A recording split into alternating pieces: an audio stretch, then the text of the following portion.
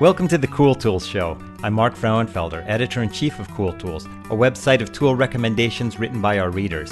You can find us at cool-tools.org. I'm joined by my co-host, Kevin Kelly, founder of Cool Tools. Hey, Kevin.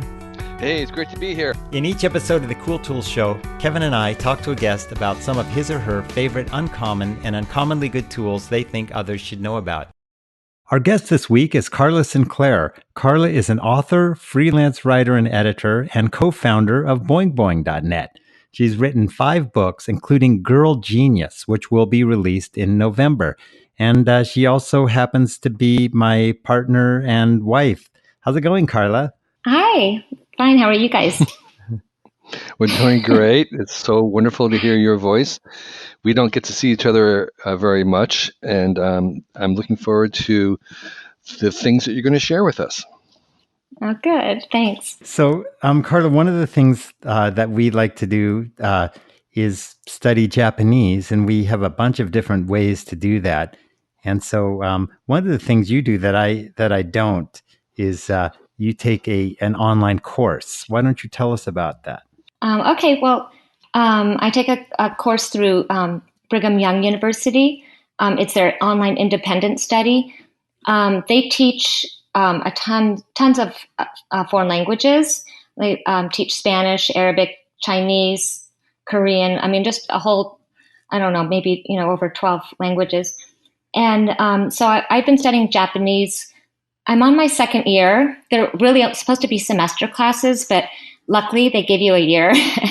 And I take every day of that year. And then I also pay for a 3-month extension. So it takes me about 15 months. But you can take either university or high school level classes. And if you are in high school, you can get credit for them. And, same with the university classes. I don't do it for the credit. It's really great because, first of all, it's at your own pace, but you have to check in with teachers, and you're quizzed on each unit by having to speak to them and answer questions and have prepared stories that you say in Japanese. And do you actually have to do a video link up with them so that you like a video conference? Yeah, it's like a Skype type of thing through their site. And how often are you? You said every day. Is this a daily thing for you? Oh, I just meant I take up every day that's allowed to pass this course. But sometimes when I'm not working a lot, because I'm a freelance worker. So when I don't have a lot of work, then I can study a lot, and I go through the units pretty quickly. But then I just wrote a book, and I had 3.5 months to write it. So during that time, I didn't really study at all. But it's okay because like I said, it's just a semester's class, and they give you a lot of time for it. So now I have 1 more month now to finish up. And I'm on my last unit, so I'll be okay. And after a year of studying Japanese, which is pretty challenging for a person starting with English, how far did you get, or how would you rate your abilities after the first year? Okay, so after now I'm in my second year now. I'm about to finish my second semester, which is the equivalent of 1 actual year of the class. And I feel pretty good. Like, we've been to Japan since after I took the first semester, we went to Japan, and I was, able to converse. I could order in restaurants, and I can go to a shop and ask how much something is. Although I tend to forget almost everything as soon as I start speaking to someone. But so I felt pretty comfortable, but I couldn't have a conversation with anybody yet. Mm-hmm. Nothing more than just asking for things and sure, telling someone what I like, that kind of thing. Right. So like a traveler's level, basic skills. Yeah. But BYU, they offer 2 years worth of high school level classes. And then there's also, I think 2 semesters of a university class, which focuses more on reading and culture and the history. So you don't get to go too deep into it with the Japanese courses. I think they offer a lot more with some of the other languages. Mm-hmm. And when you were, did you do some research before you settled on the BYU? Is it, are there comparable other online courses, or is this one sort of particularly superior in some way? Well, the reason I chose BYU is because my daughter, our daughter, Jane, who's 16, she wanted to study Japanese for her high school credits, and her school doesn't offer it. So we did a lot of research, and BYU is one of the only universities we could find, or online classes in general, that offers credited high school classes. So that's how we found it. Did you say they offer like 8 languages or something like that? Maybe even more. And they offer a lot. Yeah. And so it's great for, for anybody who wants to learn the classes that they offer.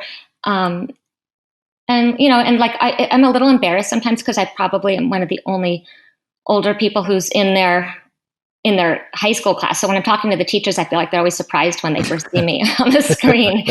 But I like the fact that it's a high school level. I feel like it's really accessible and easy to learn. Okay, and I think great. One of the things that BYU has going for it is that they do. They're really great at languages because they train the Mormon missionaries, and so that's right. They've got it down. I think they probably know how to teach languages as well, if not better, than most other places. Yeah, and at the end of the course, when you're about to do your final exam is actually proctored. You have to go somewhere. Like I had to go maybe about 10 or 15 minutes away to a place and to have someone proctor the test for me. So, and was it a written test or also oral as well? That one was written, and then there's parts where you have to listen to a recording of someone speaking in Japanese and translate it into English. And is it written? You're learning kanji? Yeah, so I can write. I'm learning. No, not kanji yet. I'm hoping they teach that to us in the next semester. But I can write hiragana now because Japanese has hiragana, katakana, and kanji. And those are, hiragana and katakana are it's like their alphabet or syllabary. Syllabary, I think that's what it's called.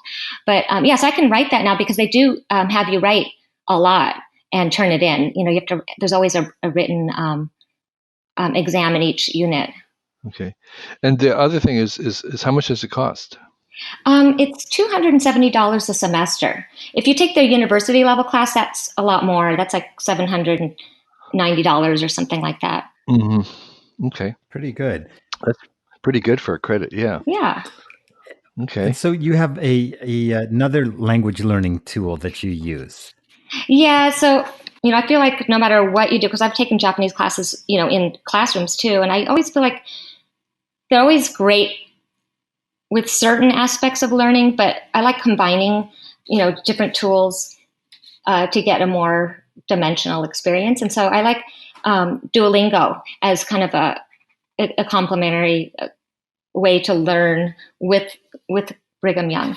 And Duolingo's popular. I think a lot of people already know what it is. But the thing I really like about Duolingo is they kind of set it up so that it has the same feeling as a game. And I'm really competitive. And so it makes it fun.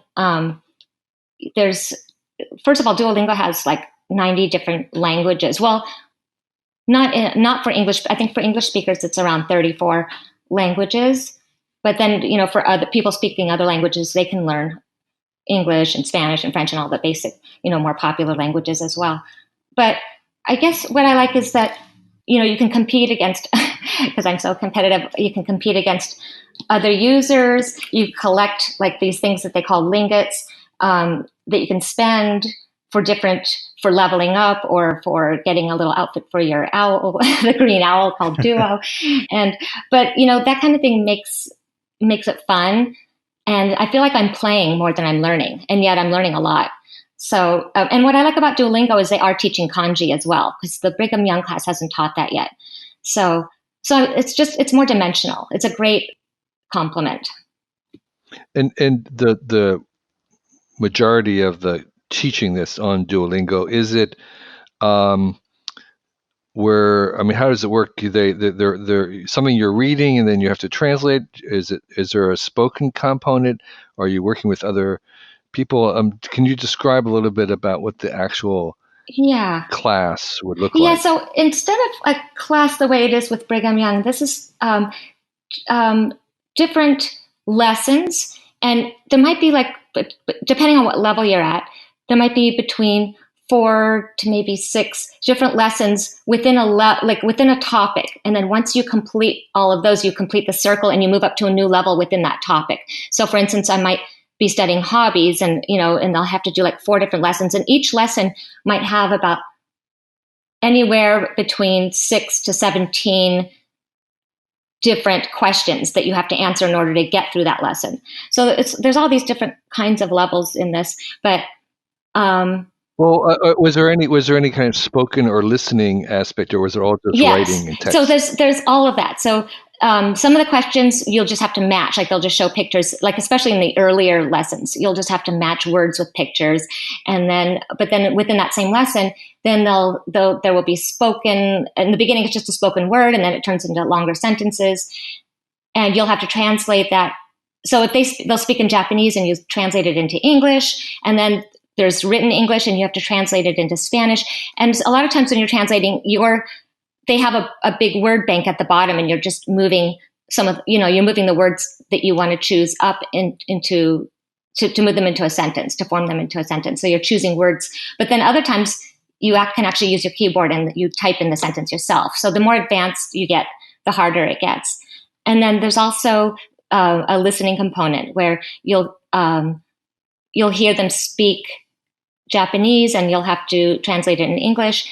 And then there's lessons where you have to speak yourself. I'll read the Japanese in Japanese, like in hiragana, and then have to speak it in English. So, no, I speak it in Japanese, actually. I'll speak it in Japanese. Does it use like some kind of character, like voice recognition or natural language processing to make sure you said it the right way? Yeah, I mean, honestly, they're kind of flexible because there's been times when I realize I said it really badly and they'll still let it pass. But then there are times when they haven't let it pass and I'll have to do it again. Mm-hmm. So. Okay, cool. And does that cost anything, Duolingo? Well, you can do it for free, and then you do get ads, and I do it that way. But you can do something called Duolingo Plus, and I'm not sure how much that is because I haven't done it yet. But it's ad free, and there's some other perks you get with it. Like I think you can do it offline so that, if you're on a plane or something, it'd be easier. But it's really cool. Fun. I love it. And then they also teach languages on Duolingo, like High Valyrian from Game of Thrones and Klingon. But the one thing is that I want to learn, because we're going to Thailand this winter, and I really was excited to learn some basic Thai before I went. And for some reason, they don't teach Thai to English speakers. They teach English to Thai speakers, but not the other way around. So that was a disappointment, and I'm hoping that they add that. Yeah. All right. Well, those are two good ones. So this other one is, we were just in Santa Barbara this weekend, and I saw you had like this little. It looked like a tiny sock in the bathroom. Looked like a sock for a doll. That's funny. Like a doll's sock. Yeah, it kind of does look like that. Or I feel like it's also like a finger puppet, except with no face and nothing exciting about it. But so it's called GLOV, GLOV, and mine is like a little finger puppet. They also have a mitt for the whole hand, but it's pretty amazing. It's a makeup remover, but you don't use any soap. It has nothing on it. It's just the microfibers. And I didn't think it would work when I first got it. I got it in the mail with something called Birchbox. It's a subscription service, and they gave it to me. And so I just tried it, and I had a little, mascara that had rubbed off, and it was on my skin, and I used it. So you just wet it. So you put it on your finger, you wet it, you just wipe it across your face, and it takes off the makeup. And it reminds me of that magic eraser, if you guys know what that is, Mr. Clean's. Like the first time I ever had a magic eraser and I erased some pen mark on my couch, my vinyl couch, it was so exciting because it really was like magic. Like I thought, how does this work so well? And that's how this glove is. I just thought, how does this work? There's no soap on it. It's something about the fibers, the microfibers. And it feels like a washcloth until you rub it. Once you rub it across your face, there's like this interesting kind of spongy, rubbery texture to it. And I guess that's the magic that's taking off the makeup. And what's typically involved in taking off makeup? Like, how do you usually do it? Well, usually, you'll have to like do something like get a washcloth and wet it and put some kind of, makeup soap on. the washcloth and get water and wash it all off. And some people, there's different ways to do it, because you can also buy these kind of little Like pads, little wipes, but that's so environmentally not productive. And so this thing, you wet it a little bit, and then, you take off your makeup, and you can, like I said, you can do it with the mitts. Like, I don't wear a lot of makeup, so this is perfect. It's just like this for me is like, it's great for like if something just smears a little, or like, it's just good for little touch ups. But you can also do your whole face with one of these mitts, which I think I'm going to order just to try it. Afterwards, you wash it with a little bit of soap, and then you let it dry. It comes with a little strap, and you can just hang it somewhere and let it dry. And it's supposed to last for 3 months. And then you're supposed to buy another one after that. I'm only into, I've had it for about a month. So the idea is that you could kind of replenish it by cleaning the cloth or the glove itself. Yeah, you clean it, because otherwise it's it's going to have makeup on it. So you just clean it with a tiny bit of soap, and you wash it off, and then it's good to go for the next day. And like I said, for 3 months. That sounds super useful. Yeah, it's cool. And And is GLOV the brand name? Yeah, it's just GLOV, and it's made in Poland. So, you can get it on their website, and I think Amazon carries the mitt, not the little. I love this miniature one because you can just throw it in your purse. I think it'd be good for the holidays if you want to use it as a stocking stuffer. They're $5, so it's cheap. It's really cheap, actually, for 3 months worth. Yeah, that's great. The mitt is, I think it's closer to like $12, or it's in euros, but I think it comes out to about $12 or $13, something like that. Okay, that's still not bad. Yeah. And so the final tool that you have is something that I see you using every day, if not twice a day. 2 or 3 times a day. Yeah, the Nespresso Arancino milk frother. Because I like to make macchiatos, which is an espresso with just the foam and a little bit of foam on top. And I used to work in a cafe and make espressos, and so I've used the big industrial machines. And then Mark and I, we have the what is it called? The Rancilio, yeah, espresso. Yeah, and so they Sylvia, the Sylvia, and so that's like a miniature industrial machine, and has the traditional type of milk frother. And so I've been doing it for years and years. But this makes better foam than I've ever had. It's just the perfect consistency, and it's so easy. You just pour the milk into this like little canister, put the lid on, and just push a button, and it foams it up. And what does it? How does it work? What does it do?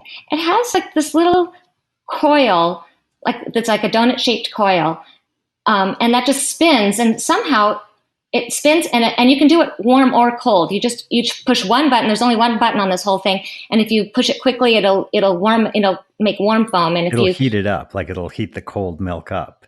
Yeah, it heats it up, and then if you push the button a little bit longer, it makes it cold foam. And so this little coil just spins and somehow makes the best consistency of froth. And so. And do you put in like whole milk, or do you put in non-fat milk? I do half and half, because the more fat, the better. Oh, half and half. Okay. But actually, like for my daughter Jane, she likes matcha in the morning, and she likes it with either soy milk or sometimes she does almond milk. So I just pour the milk in there, because she doesn't put she doesn't make it with water. She makes it with the milk. So I put the milk in there with the matcha and do the cold cycle, and it just blends the whole thing together, and it's kind of foamy and smooth, and she loves it. It's just so easy, and it's really good. I mean, the consistency is perfect. And it's easy to clean too, because the little coil thing, the spinner, is like spun by a magnet that's inside the base. Yeah, it just pops right in, and it's really easy. So I always feel like it's really easy to clean. It's so perfect. It feels very solid and everything. It's a good tool for sure. Mm-hmm. And there seems to be different varieties, different species, variants of the same thing. Is there a particular one that you? Oh, I didn't know there were different ones. I thought this was the only one. Arrocino, plus, Aracino 4, Aracino 3. Oh, wait, I think, is ours a 3-month? I'm not sure. We'll put that down in the post. I think it's like $70, I think. I just love the simplicity of it. Yeah, it's really good. Alrighty. So, Yeah. Carla, you just finished a book that should be coming out soon. Tell us a little bit about it. It's part of a series. It's called Girl Genius, and it's a book for young girls ages 9 and up. I think like age 9 to 15. And it's through a company a publisher called Downtown Bookworks, and it's distributed by Simon & Schuster. And so it's 40 profiles of women in history and contemporary women and teenagers too, who have done amazing things with STEM related fields. So women inventors and innovators and doctors and scientists, people who have just done amazing things. And so I profiled a lot of people. I interviewed a lot of people and came out with some really great, interesting stories about women, and probably about 5 teenagers in the book too, who have done amazing things. Like one of them, her name is Kiana Cave. She developed a molecule that neutralizes the toxins from the BP oil spill in the ocean. And Chevron took notice of it and funded her, gave her like $1.2 million and she's so smart, and she was only 16 when she developed this. So it's just a really fun, inspirational book, I think. And you also interviewed Temple Grandin because you profiled her. Yeah. And I remember you really enjoyed. She was one of my favorite. Yeah, she was one of my favorite interviews because she's so delightful. She's funny and she's passionate and right to the point. And she was great. And a good storyteller too. Yeah, she's a great storyteller. So, they were all great. I loved all of them. And there's a woman named Sandra Pasco from Mexico. She's turning cactus into plastic. She gets this, this cactus, and she has this way that she started this with students of hers, and then the students got burned out and they stopped, and she ended up doing it with a new batch of students. But they've been able to turn cactus into biodegradable plastic. And so, it's just really fun, interesting things that these women are doing. And it's part of a series from Downtown Bookworks. They also have one called Girl CEO and Girl Activist. And so this is the 3rd one in the series. Oh, yeah. I see. And how did you find, you say you did 40 different ones. How did you find the people that you talked to? Some people Mark and I already knew about. And then, so, I interviewed some people that we had just already had heard about. And then Downtown Bookworks also had a list. Downtown Bookworks and my editor there and we went back and forth with the list, and we were constantly throwing things back and forth. And we really tried to come up with a diverse list of women that are in different fields from different parts of the world. And it was fun. It was fun coming up with it. And and some of these are not people who are still living, or yeah, I think most of them are still living, but there were quite a few historical women too, starting with like Ada Lovelace or Mary Curie, and some of the more popular ones. And one of the other cool things that's just fun is that the person who designed and illustrated the book is Georgia Rucker, who we worked with on Happy Mutant Handbook, like Rudy Rucker's daughter in 1996. Yeah, Rucker's daughter. And she also worked with me years ago when I did NetChick, my book NetChick. So that's right. It was really great working with her again too. Mm-hmm. She's still actually designing it right now. It comes out in November. So wonderful. We're looking forward to it. So, Girl Genius, then. Yes. Cool. And I think the subtitle is something like Bold Breakthroughs from Women in Science. Mm-hmm. And it's a young adult. Mm-hmm. Although I think I think it's fun for any age to read these. I feel like it's written for young people, but it's not dumbed down either. So, I think it's fun for anybody, but it is, geared for young girls. All right, Carla. Well, thank you. This was really fun hearing. That was fun. I know about most of these things, but it's fun getting your take on them. Yeah. Well, I didn't know about them, but so thank you for taking time to share with me. Oh, of course. Thank you. Thanks for having me on.